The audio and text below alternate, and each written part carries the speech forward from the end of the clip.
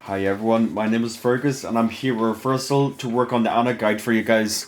So as you know, Ana just got released and I played this character a lot in previous Tekken games, so I feel like I'm experienced enough to show you how to play her. So what I want to do here for you is to give you 10 tips on how to master her. So let's learn how to play our new queen. So Ana's main pokes are going to be her down forward 1-2 and her down forward 4 for mid and a low poke. Down forward 4 is pretty plus on hit, which means you can frame trap with down forward 1-2 afterwards. The great thing about down forward 1-2 is that it has extensions afterwards, so you can make your opponent freeze up. You can do down forward 1-2 for the high follow up, and you can do down forward 1-2-3, which is a mid follow up. When you're scared to challenge these extensions, this means that you can do down forward 1-2, hold forward into the stance. And from the stance you have a few options between the low and between the mids, so you can really make your opponent freeze up. So for whip punishers with Ana, you're going to want to use down forward 2 up close. Down forward 2 is a launcher, so it's ideal to use up close. When you're further out, you want to use QCF 2-1, which is a launcher from range as well. If you're not comfortable with using this as a whip punisher, you can also opt to use 3-2. Which is a very chunky range with Punisher as well, and relatively fast. If you're up close, you can opt to use 2-3 as a Punisher, or maybe just keep it simple with 1-2. Another move you want to use with Ana in neutral is your standing 2. Standing 2 is great because it's quick, and also it goes into the stance if you hold forwards. Another amazing thing about this is that if you press 2 on counter hit, and you hold forward and do stance 1, it is guaranteed on counter hit, and it gives you a heat engager. So you're going to want to use standing 2 a lot because it's very quick and your opponent will find it difficult to react to and challenge the stance follow-ups. You can apply the stance 1+2, which is the mid follow-up for huge chunky frames, or you can mix up with stance 3, which is the low option. So this can really keep your opponent on their toes. So as you might know, Ana has a debuff, which makes her opponent take more chip damage. This can be a little bit difficult to apply in neutral, however there's a very easy way to land this. When you land a heat engager with Ana, you can do offer 3-1, which applies the debuff. This is really strong because the opponent cannot interrupt this after a heat engager, so they're forced to block this, which means they are forced to take the debuff immediately. This can give Ana some amazing chip sequences and very accessible.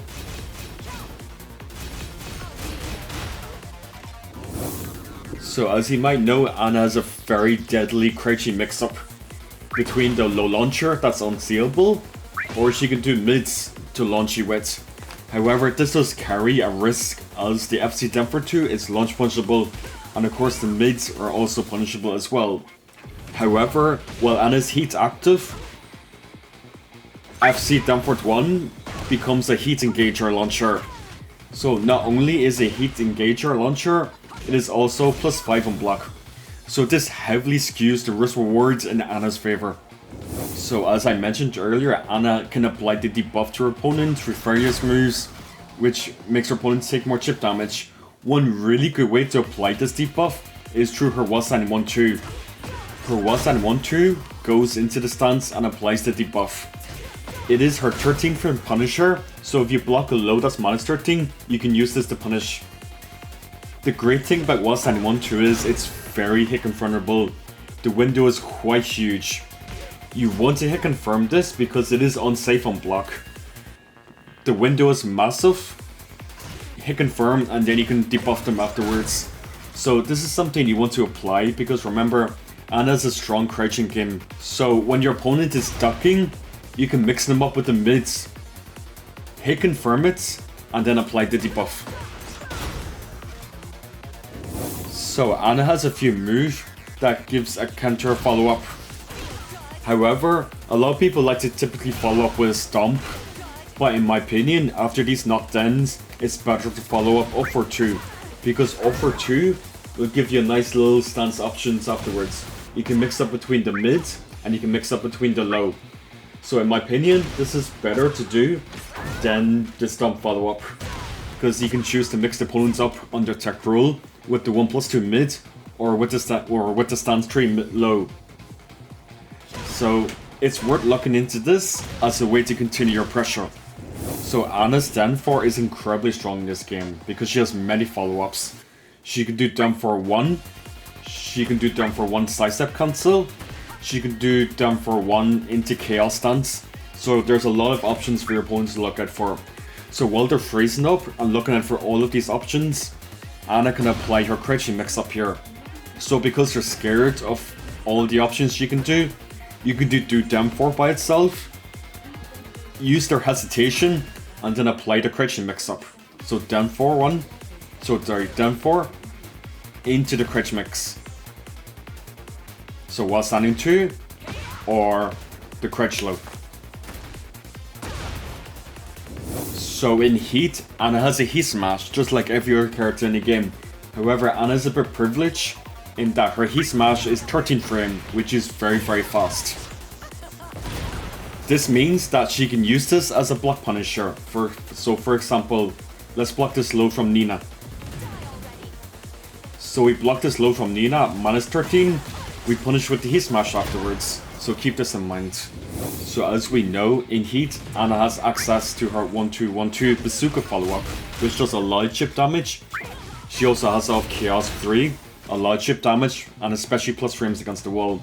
So what you can do here is, you can bully with her 1-2-1-4, which is a plus and block high string, and it keeps your opponent guessing for more advantage. If they start to duck this is where we can start to do 1-2-1-2, which is a mid. So if they duck the high into 1-2-1-4, they'll duck into the mid, which gives a very damaging wall combo. So you can really abuse the fact that they're scared to do anything about the high follow-up and abuse the mids. When Ana has the debuff active, this would do a lot of chip damage. So your opponent has to do something here, but they'll eat the bazooka follow-up mids, making these very scary chip sequences.